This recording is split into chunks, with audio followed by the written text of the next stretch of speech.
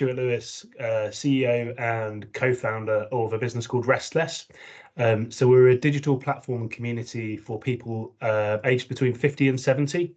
And we have 1 million strong community across the UK. And we started off, so we founded the business kind of, for me, reflecting a lot of personal experience from my own father at the time, who sadly passed away about 9 years ago. But kind of reflecting that midlife is a time of great transition, and actually there was a very little support around for helping people navigate those transitions. We started off very much in work and career. That's still our heartland, and that's what I'm going to talk to you about today. But the platform has broadened to help with all sorts of transitions, from health to relationships to financial to obviously a heartland of work and career. I'm going to talk through some slides. I'm a bit of a data geek, so forgive me if I show a few too many charts. Would love to take questions at the end. I'd love to take them as we go through, but I can't see the chat, unfortunately, when I'm presenting. But do fire questions into the chat, and Amy, I'm sure, will share them with me, and hopefully we can get some conversation going. But yeah, thank you for your time, and let me share some slides.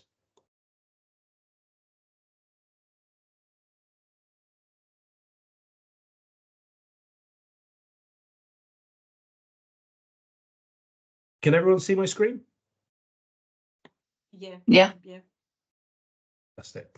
So I'll start off with some hard-hitting statistics, actually, as to what's going on with the makeup of the UK population and what's going on with the makeup of the UK workforce, and therefore kind of why being age inclusive is now not a nice to have, it's very much a must have for organisations. So the first statistic that I love to pull out is that 70% of the UK's employment growth over the last 30 years has come from workers aged over 50. So it's because of an increase in employment rate for people aged over 50, people retiring later, and a number of other changes. But the vast majority of employment growth in numbers has come from people over the age of 50. It's quite a staggering number. You then think today that the UK's workforce, 1/3 of the UK's workforce is now over 50. And again, that's quite a surprise for a lot of people, because when we set up Restless, for sure, people were talking around this is a very niche audience. It's not, you can't talk about 1/3 of the workforce as being niche. And this is why it's now should be a very big topical question for employers up and down the country. One of the earliest questions I challenge people with when we're speaking to them is, are you spending 1/3 of your time on this section of your workforce? And almost invariably people are not. There's a lot of provision spent around support for parents, rightly so. There's a lot of support needed, and we need to keep people actively employed. A lot of support for graduates. Again, people need transition coming out of university, coming out of education system into the workplace. But very few people are actually spending 1/3 of their time on this 1/3 of the workforce, which I think is a massively missed opportunity. So these big numbers are no surprise when you actually look at population forecasts. So for years we've had declining birth rates in the UK. That's the same across most developed nations across the world. We have this long-term trend of rising life expectancy, and whilst the period view of life expectancy has decreased in very recent years due to COVID. Oh, sorry, was that a question? Because of the long-term period life expectancy has actually decreased due to COVID, the cohort view of life expectancy from birth is actually continuing to increase due to medical advances and better kind of lifestyle and well-being and health education. So most of the population growth in the UK, in fact, almost all of the population growth in the UK is coming from increased longevity. And that's why we're so passionate about helping businesses prepare for this change in the UK population makeup, and why it's so important. So one of my favorite charts is if you look at employment levels by age over a long-term view. So if you look over 30 years, you see that blue line at the bottom is the employment levels of 16 to 24-year-olds. So one of the really staggering facts is if you look at there's actually less 16 to 24-year-olds in the workplace today than there were 30 years ago. And that's all due to demographic shift. If you look at that dark blue line at the top, the one that goes up to the top first, so 35 to 49-year-olds, you saw a big increase in employment levels due to increased participation in the labour market due to women from 1993 to 2008, And most of that kind of increase has now plateaued because you're at pretty much parity in terms of employment, and certainly in terms of levels, not in terms of pay, but in terms of levels. And that is now, there's no further growth really to come from that 35 to 49-year-old age group. But you see this section of over 50s in the workplace has just consistently grown. It took a setback during COVID. We were very vocal during COVID about some of the challenges that this demographic faced. But encouraging, we are now starting to see it tick up. And we think over the next kind of 10, 20 years, that number will continue to tick up. But it does, so you look at that, the employment rate of 50 to 64-year-olds has increased from 56% to 71%. And now it is 1/3 of the workforce. So it is too big to ignore, and actually an audience that is often underrepresented, often ignored and discarded. We'll talk about that in a little bit, but has an enormous amount of skills and talent to be harnessed by organisations. So we're massive believers in the opportunity that this longevity change kind of presents for employers. As I alluded to, whilst the overall employment levels continue to go up, there remain a number of significant barriers for older workers, actually. And despite the Equality Act of 2011, age being a big factor in it, we talk about and we see very actively that ageism is the last socially acceptable form of discrimination. So I've talked at a D&I conference before where I've been asked questions such as, do older people want to work? Do they can they keep up with it? Can older people do this? And I'm like, I was on stage and I had to reverse the question and say, would you use that term about, or that statement about any other protected characteristic? And the answer is obviously no, but it's so ingrained in society's view, actually, that people don't even realise when they are being ageist and they're kind of making derogatory comments. So we're on a bit of a campaign to try and challenge that and just drive awareness of actually people catching themselves when they do it, either overtly or in some of its more subtlest forms, if that makes sense. But like, people being told they're overqualified is one of the most common forms we see. So how does this work? So statistically, we know, if I start at the top right, workers in their 50s and 60s typically receive less workplace training than their younger counterparts. Therefore, once they're made redundant, they're often more likely to end up in long-term unemployment. The statistics around over 50s men in particular, unemployed over 50s men, I think it was 1 in 50% of them are unemployed, have been unemployed for over a year. 25% of them have been unemployed for over 2 years. So there is a real challenge around helping people reskill, giving them opportunities, and helping them get back into meaningful work. Being at long-term unemployment can reduce confidence, impacts physical, mental health, and that kind of feeds back into discrimination in the recruitment process. We'll come into those in a bit more time, but the two most common subtle forms we see are, one is being told you're overqualified. So many of our members you see them roll their eyes when they hear this, but it's so commonly used. And it's thought of as a compliment, but it's not. And the second is around cultural fit.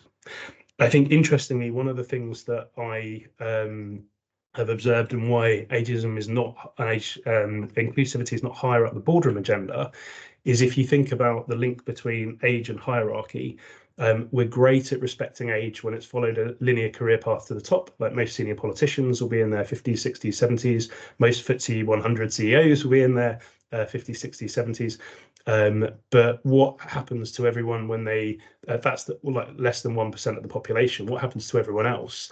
And that's when they struggle with these elements called around being told they're overqualified and so on. And that, because if you think of a board, they'll look around the room and notice an absence of women, they'll notice an absence of people from different ethnicities.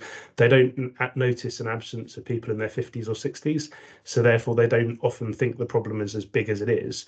And actually, senior kind of middle management is where ageism we see bites its most, if that makes sense. So some of the lazy stereotypes we see, they simply haven't kept up with reality. And health advances, medical advances, and societal advances, but it's always good to call them out. So the first is they're not tech savvy. I hate this term. So there's a lot of research to show that this puts off older applicants from applying. It also puts off younger applicants from applying. If you need technical skills, talk about the coding languages you need, talk about the software packages you need. Don't use this generic tech savvy term, because that is like, it's literally like a warning stick that they don't want older applicants, if that makes sense. By all means, you need technical skills. Everyone needs technical skills. We're in a digital economy these days, but be specific about the skills you need. They're expensive. And again, some people will look at a legacy employment book and think actually older candidates are expensive. If you look at new candidates coming in, they'll be coming in on the same terms as any other new candidate coming in. So often they aren't more expensive. Often they're very willing to take a pay cut, and that doesn't mean they're less motivated or less hungry. They're just at a different point in their life where they are very willing to do that and still very motivated about a role. They are difficult to manage. So certainly for younger hiring managers, they can be scared about managing someone who's had a more senior role than them or is more experienced. So again, it can feed into that stereotype. Another is that they'll get bored quickly. Again, if they are doing a role that's potentially has less responsibility than a previous role, people can be worried that they'll be bored. And these three things, so the fact that the fears that they'll be difficult to manage, fears that they'll get bored quickly, these two things combine to basically people getting dismissed as being overqualified. And they're very valid concerns, but they should be teased out with an individual applicant rather than lumped into this bucket of, oh, they're overqualified, they're not right for this role, and tease out those concerns with the individual candidate. There will be bad candidates. Obviously, there'll be bad candidates. The trick is to not stereotype the group as a whole and to think about individuals as individuals. Parental relationships. So this is one that I've heard more times than you could imagine, actually, and it's quite staggering to think that that will affect workplace hiring decisions. But I've heard it myself probably at least 10 to 15 times from HR professionals. The thing I find funny is the parental roles and responsibilities is so unique regardless of age. So our lead engineer was 63. And I remember having very firm conversations with him about complaining about his mum and dad, who are in their 80s and 90s. That parental relationship has nothing to do with an age stereotype, if that makes sense. But it is something that does come up, and I hear more than we should do. And the final one is that they don't want to try and learn new things, and that couldn't be further from the truth. Actually, we see a real curiosity coming out of this stage of life of people actually wanting to experience new things, wanting to learn things, and have a thirst for knowledge and so on.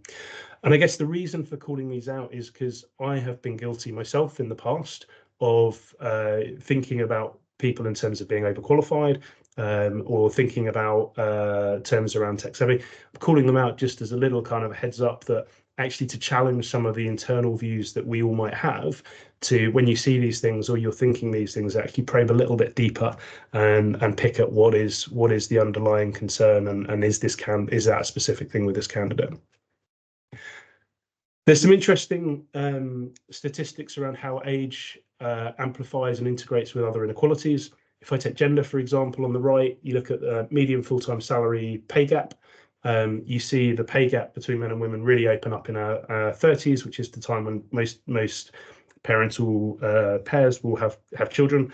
It extends massively into our 40s, but peaks in our 50s. So you can see there's a real discrepancy here in full-time earnings between men and women. This feeds a gender pension savings gap. So there's an enormous pension savings gap between men and women from a private pension saving. The latest stats we saw was around 40% gap. And whilst the labour market participation of women has increased, certainly in this 50 to 64, increased faster than any other segment, it remains significantly behind men.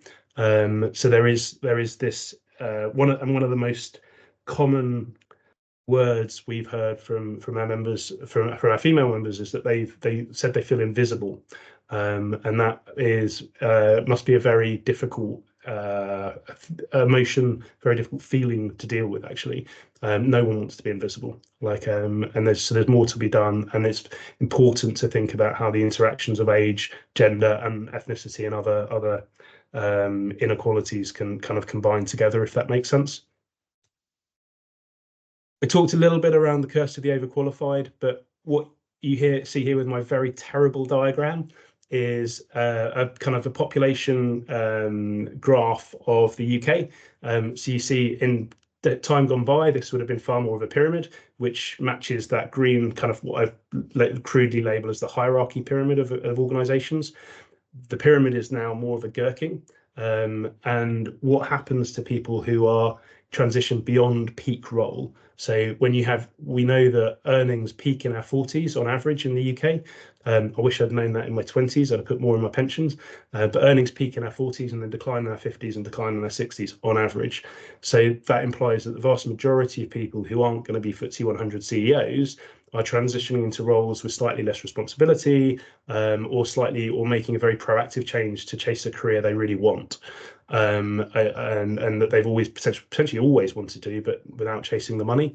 But that is this kind of place where people get lumped into being overqualified, because people are, unless they've gone through this, younger individuals can be concerned as to why would they take a role that is more junior or has less responsibility. The reality is there's a whole multitude of reasons, and it doesn't mean they'll be less motivated or less hungry or less capable. So we're kind of really keen to challenge people when they start thinking around people in terms of being overqualified for a role. So how can employers tap into this experienced section of the workforce? So look at the language and imagery used in your job adverts. Avoid labels like tech savvy. Energetic is another word that kind of switches off both young and old alike. Too often we see imagery around career sites being very diverse in many ways, but actually it's all young people. So we encourage people to look at the imagery they use on their career sites and so on. Be aware of and call out our own internal bias. So until I started Restless, it was only when I started Restless that I realized, wow, I've probably had some of this myself in the past. And it's useful just to be aware of it so we can call ourselves. First step to solving any challenges to being aware of it. Thinking differently about flexibility. Now, one of the things we routinely hear is that older workers are very punctual, they take less sick days. But actually, the thing they value over all else actually is flexibility. So they'll often value flexibility more than salary. And flexibility doesn't mean around kind of not owning responsibility or not taking, not delivering on things. If anything, their work ethic on those elements is really, really strong. But it's just around flexibility, whether it's part-time shifts. So we see a number of organizations are increasingly looking at how we can fill roles with more part-time roles to give more flexibility to individuals. Like 40% of all part-time workers in the UK are aged over 50. Again, historically, people would have thought to look at a student audience for part-time workers. Actually, a huge chunk of it is in an older demographic. And 1 in 2 of all self-employed workers are over 50, again, because they're looking for that flexibility. Certainly as a self-employed individual, you know about work ethic and putting the hours in because you have to work hard to survive. But it comes with an element of flexibility around how they deliver that, if that makes sense. Look at employment policies and practices. So again, to this concept of 1/3 of the workforce is now over 50. Very, very few organisations have put the same thought into menopause support, same thought into carers leave for elderly parents as they have around parental leave and parental health, if that makes sense. And it's not at the expense of one and the other, but it's just often a neglected. It's the neglected third of the workforce, if that makes sense, that can feel taken for granted. So any investment in time, policy, procedures here, even things to like employee benefits that are of real interest to this demographic, can really help you stand out as an organisation that really values these employees. And obviously use a diverse source of candidate attraction routes. Like Restless is one, but obviously there are many others. Great. So what are some of the benefits? And then I think I'll finish up pretty quickly after this. So one is you've got an underrepresented source of really experienced talent here, which in a tight labour market, with a skills shortage across the country, this is actually an area where people can be leaning in and actually find real gems and to boost their employee base. We know that research has consistently shown that they have lower attrition rates. Again, at times when people were in the great retirement or the great quit rate from COVID, actually having lower attrition helps maintain organizational knowledge through difficult periods. When you think about the employee base, we talk about 1/3 of the employee base. Actually, the number from a customer base or from the population is even greater. So any business that has a customer-facing element of it, whether it's hospitality, whether it's retail, the golden rule of workforce makeup is to reflect the communities in which you operate in your employee base. And actually that is something that is, again, often neglected when it comes to age, but your customers are getting older. So we're seeing increasing conversations with businesses that have a customer base in their 50s or 60s now actually going, oh, do you know what? Our customers much prefer talking to someone in that who has that same life experience or who can empathise with what they're going through. So reflecting the makeup of your customer base and the community is really important. And actually, there's some research from hospitality business, a little bit old research, but it's from 2009, I think it was. But actually, customer satisfaction was higher where there was a mix of ages in the group. So it's not around old being better or worse. That's absolutely not what we preach. But having that intergenerational team can just generally lead to more inclusive and happier workforces.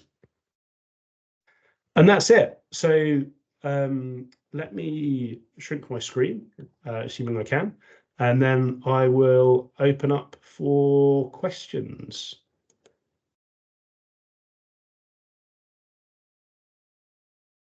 Morning, Stuart. Thanks very much for your presentation. That was really informative. I'm the cheeky one who emailed you to ask you to do the speech or the presentation for us.